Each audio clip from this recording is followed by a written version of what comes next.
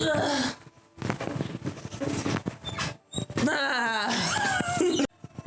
what's up? It's me, Tracy, and I'm here with another video. Today's gonna be chill. We're gonna talk a little bit about perfectionism. What is perfectionism? What's the cause of it? And, how to get over it. Get over it. Don't worry, I'm talking to myself, but I am staring at the camera, so I'm also talking to you. I do deal with perfectionism. I put a lot of pressure on myself. I want to get things done, you know what I'm saying? But I want to get them done well. What is perfectionism? It is the refusal to accept anything below the standard of perfect, which is completely freaking impossible. Nothing is perfect. No one is perfect. Nothing's perfect. The causes of perfectionism. I did a little bit of reading about the causes of perfectionism, and I chose the things that resonated with me the most. Like, this list is not the end-all be-all list. And I would say for me, it would be the judgment from others and disapproval from others. I feel like I've done a lot of things in my life despite that, like, I didn't really care, but like when it comes to drawing, when it comes to when I was producing music in high school for a little bit or whatever it was that was creative, as long as I liked it, I really didn't care about the judgment or the lack of approval from other people. We have to realize that as time goes on and I'm working and, I haven't drawn something in a while, or I haven't done whatever for a while, I start to get self-conscious, like, okay, I can't keep sharing the same pieces of art or whatever. I have to come up with something as soon as possible, and it has to look good, and I have to be confident in it, and I want other people to like it. Yeah, that gap of time when you're not producing anything can really kind of weigh on you because you're out of practice or something. But we really do need to realize that we're always going to get, judged. We're always going to have someone that doesn't like us. And to be honest, I don't want people not to like me, but it is what it is. It's going to happen, especially trying to do this. I'm going to be talking some. I think another thing that contributes to perfectionism, or especially mine, is tying my achievements to my self-worth. And if you do that, like, we're the same. Welcome to the club. Shake my hand. We have to realize that achievements are subjective. Success is subjective. And it's different from person to person. There is no one size fits all type of deal. Over time, like, the idea of success or achievements begin to change, because nowadays, like, you look at people who go to college and they view that as an achievement, getting their bachelor's, getting their doctorates, whatever. But people who don't go to college and they don't got no goddamn debt, that's an achievement to them. And to that I say, you got me there. So you really can't tie your achievements and these ideas of success to your self-worth. Like, you're a human being. And as a human being, you already have inherent value, I believe. I believe that because you can become anything at any time. You have the choice to control your life. And, earlier I was watching Asmongold talk a little bit about the Nico avocado situation. And, Nico Avocado, I think that's his name, Nikado Avocado. I don't know. Nico Avocado, he's disappointed in his life. He hates it. And it's like, but that was your fault. And that's what, Asmongold was saying in the video. And I completely agree. Like, we do have control over our lives to an extent. Because I can do anything I want. I can go downstairs and I can slit my own. If I can do that, then I can eat a protein bar in the morning.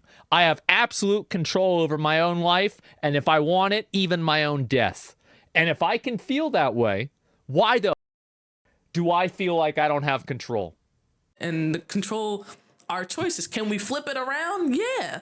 And because we can flip it around and change our outcomes of our lives, that's why I believe that human beings are so valuable, because no other creature on this earth has that ability to switch course in that way. If you've met some alien somewhere or anything, let me know. You have absolute control over your life. Absolute. And the moment you realize that is the moment that you can control it. You can get up, go outside butt ass naked right now. Go ahead, do it. I'm not gonna do it, but like, I had the free will to record this video. When you're not feeling like you're enough, you're gonna want to overcompensate and make a perfect project all the time. And you know what? I connect this to imposter syndrome, because imposter syndrome is technically like, I feel like I'm a imposter, I don't belong here, I'm always feeling inadequate. And I have that feeling even still, because I was in the tech and design field in America, and I'm back in that field here in Japan. But even then, I'm like, I can't make mistakes, I can't do this, I can't do that. And when I do make a small mistake, I feel really bad about it and I beat myself up. And if it was somebody else, well, I can't just say that, but for the sake of the video, if it was someone else, they wouldn't be hung up on that tiny mistake. Like, it's like, damn, you put a P instead of a Q. Like, you didn't dot your I, you didn't cross your T. Like, I'm like, damn, I forgot to do that. Like, and I'll be like marinating on that forever. Like, damn, I should have done that. And once again, feeling inadequate, that's you once again tying your self-worth to achievements defined by other people. Like, you can't do that. You can't define yourself by other people's standards, because that's their standards.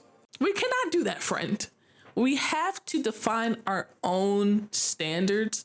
And like I said before, I would make stuff, and I like, even now I'm making things where I'm like, I like this, I'm fucking with it, you know?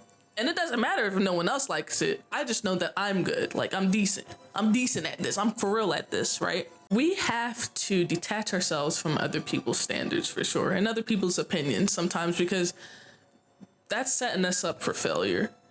That feeling of comparison to other people, like, yeah, and that's another thing.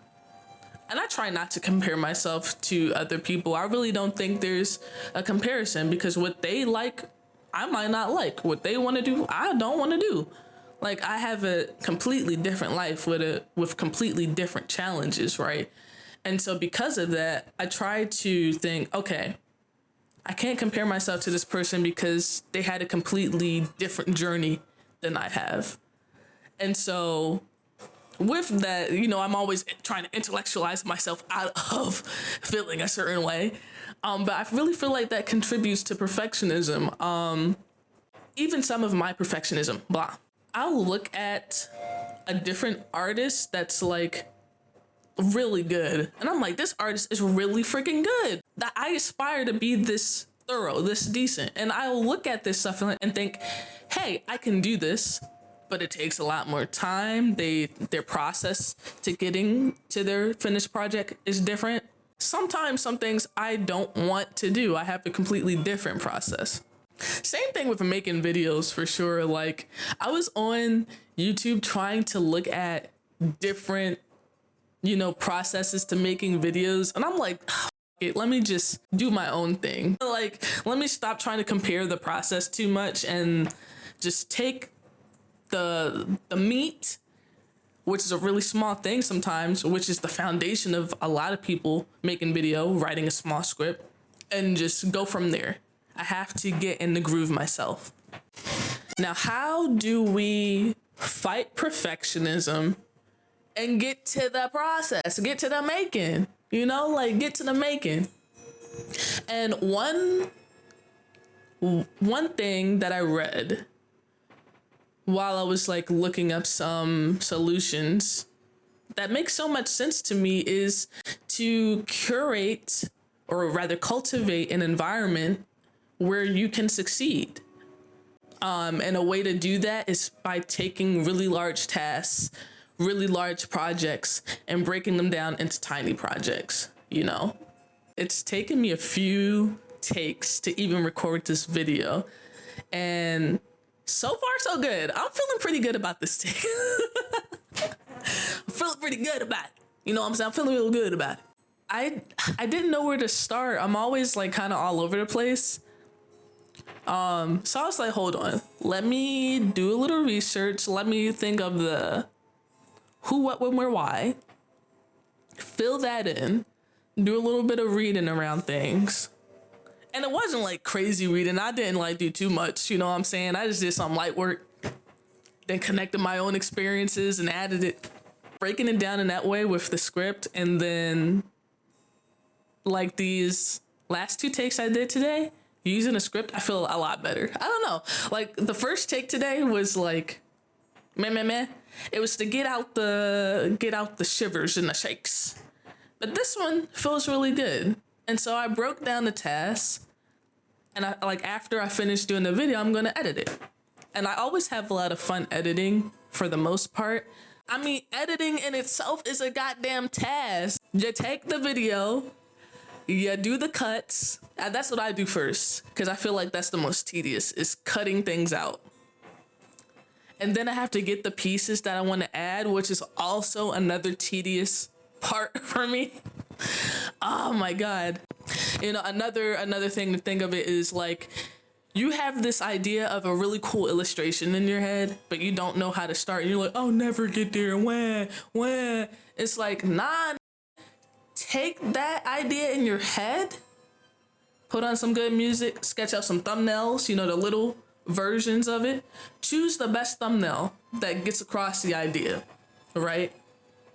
And just make it bigger, define it some more, add some good lining. Now you're on to the flat colors. Now you're on to the shading. Now you're onto the highlights, and then the rendering, and then the bada boom, and then the bada bing. You know what I'm saying? You have to curate the environment to where you can succeed. You have control. And we were talking about control earlier, but like, this is how you control the environment. You stop, you think, what can I fix now? What can I control now? How can I change my life now? What is it that I'm not doing to get to where I want to be? And like, I was thinking about this, but life is really, it's not simple, but it is simple, for sure. Everything we decide to do, right? Everything that we decide to do, it's really up to us. It's our accountability. We have to take accountability for our lives.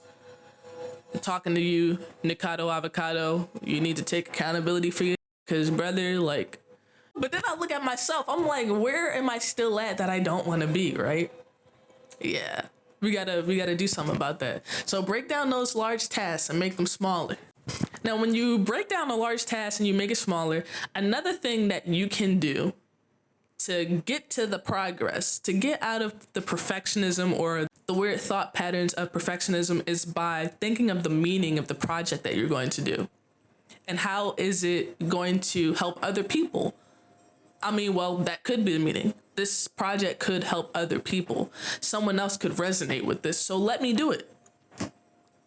Mistakes and all. Like, you know, people really don't care about mistakes that much. Unless you working, unless you getting money from it, then they really don't care about mistakes that much. They're looking at the entirety of the thing. You know, look at the bigger picture sometimes. Sometimes we zoom in way too close to things when all we have to do is like be a little bit of outer body. Be a little out of body with it. Out of space with it. You know what I'm saying? How does completing this project contribute to you as a person? And I think about that all the time with like YouTube stuff, because I'm like, damn, like I can really get my video editing skills up for real, for real. How is it going to contribute to you as a person? Think of that. Don't think of, oh, mistakes. No, think of the growth. I deal with a lot of perfectionist tendencies. And you know, like when I was growing up, like my family would say, oh, you're gonna do this, you're gonna do that, and you're so smart, and da da da. And that was actually a lot of pressure. I ain't gonna hold you. It's like, damn, I can't get bad grade. When I got a bad grade, I felt bad, you know what I'm saying? But also, like, my mom was like, oh, it's okay if, like, if you get a C in school. But, you know, I know, like, still, like, from my dad and my grandmother, and, you know, they're like, you're really smart and you can do this. Like, my grandma said something recently like, oh, you're gonna be a CEO of a big company. I'm like, don't say that. Do not say that, lady. You got the wrong one today. No, for real though. Like, and like having these thoughts is like, oh, like you're the kid that's doing things and blah blah blah. And it's like, you know, when you come from the gifted program, and you know, like a lot of you gifted people. I was gonna say something else. A lot of you gifted people, I know you are going through a lot right now. You're burnt out, you're tired, you know, you want to take a nap, you're tired of being gifted. Suck it the up. No one cares anymore. You're an adult. I'm sorry. No, I'm not. But I like, for real, like, you have control over your life, and don't let perfectionism do it. Don't let perfectionism put you in this jail to where you're not making any progress. Because at the end of the day, you're still accountable for your own progress. And at the end of the day, if you don't do nothing, you're accountable for not growing either. Like, that's your fault. Like, you ain't doing anything, so now you're a fucking loser. Like, for real, for real. And like, it's no one else's fault. So the thing that we have to do and try is look at videos like mine for encouragement, and we have to fix our mindsets so we can become the person that we want to be, or close to it. Because when you become that person that you want to be, there's still gonna be something else that you will find lacking in your life. I feel really good about this, you know. I feel really good. I felt motivated today. I just, you know. Yeah, I am. I'm having fun. But no, for real, I hope that this video resonated with you. I hope that you were able to get a little laugh, a little giggle in, you know what I'm saying? And I can't wait to see you for the next video. By the time I post this, hopefully it will be on my Japan anniversary. Yay, September 11th. That came out like kind of strange because, you know, September 11th is, you know, 9/11, you know. That's not really a yay situation. But for me, I flew out on 9/11, came to Japan with a lot of really amazing people, and I'm still here. It's my 3rd year. Living life in Japan in Japanese is like strange. But you know what? I'm trying. And that's what a perfectionist does not do. They don't try. They don't try. They just cry. But yeah, I feel really good, and I hope that you feel good too. Stay up. I'm gonna see you on the flip side. Peace. You have absolute control over your life. Absolute. And the moment you realize that is the moment that you can control it.